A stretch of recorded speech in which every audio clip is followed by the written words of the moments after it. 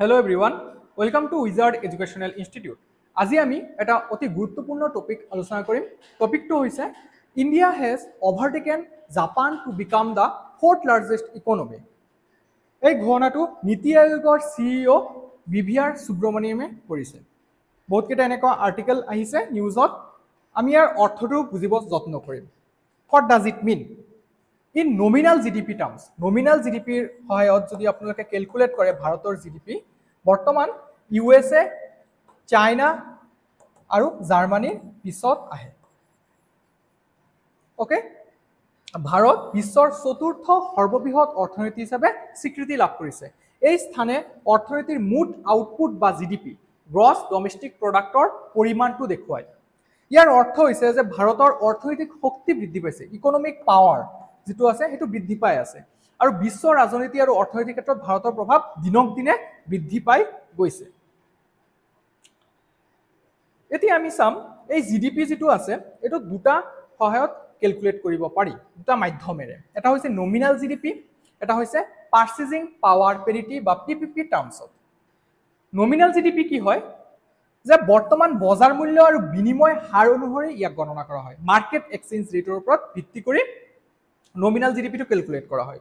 সাধাৰণতে USD that is United States dollar এটো টাৰ্মছত এই নমিনাল জিডিপি টো ক্যালকুলেট কৰা হয় যাতে দেশসমূহৰ মাজত তুলনা কৰোতে সুবিধা হয়। নমিনাল জিডিপি অনুসৰি ভাৰত এতিয়া চতুৰ্থ স্থানত আছে, কিন্তু পাৰ্চেজিং পাৱাৰ পেৰিটি অনুসৰি ভাৰতৰ স্থান হৈছে তৃতীয়। 2009 চনৰে পৰা ভাৰতে সেই স্থানটো দখল কৰি আছে। পিপিপি কি হয় যে দেশসমূহৰ জীৱন যাত্ৰাৰ ব্যয়ৰ পাৰ্থক্য ধৰি এটো জোখা হয়। এই সূচকে লোকসকলৰ কেনেকুৱা সামগ্ৰী আৰু সেৱা কিনিবলৈ সক্ষমতা আছে তাক বুজায়। ভাৰতে যে চতুৰ্থ স্থান পালে ইয়াৰ গুৰুত্বটো কি হয় আমি এইটো স্লাইডত চাম। যে আন্তঃৰাষ্ট্ৰীয় প্ৰভাৱ IMF that is International Monetary Fund, World Bank, G20 আদিৰ দৰে আন্তঃৰাষ্ট্ৰীয় সংস্থাসমূহত ভাৰতৰ গুৰুত্ব বৃদ্ধি পাব। ইয়াৰ উপৰি বিনিয়োগ আকৰ্ষিত হ'ব, বিনিয়োগকাৰীসকল ফৰেইন ডাইৰেক্ট ইনভেষ্টমেন্ট ভাৰতলৈ আহিব। দেন অৰ্থনৈতিক সুযোগৰ সম্ভাৱনা বৃদ্ধি পাব, নতুন চাকৰি বাকৰি উদ্যোগ ইত্যাদি প্ৰতিষ্ঠা হ'ব। ইয়াৰ উপৰি চৰকাৰী উপাৰ্জন বৃদ্ধি পাব, অধিক কৰ আহৰণৰ জৰিয়তে জনকল্যাণমূলক আঁচনিসমূহত চৰকাৰে অধিক ব্যয় কৰিব পাৰিব। কিন্তু বহুতখিনি চ্যালেঞ্জ এতিয়াও আছে, যেনে ব্যক্তিগত আয় এতিয়াও বহুত কম, পাৰ কেপিটা ইনকাম যেটো এটো আমাৰ ভাৰতত বহুত কম।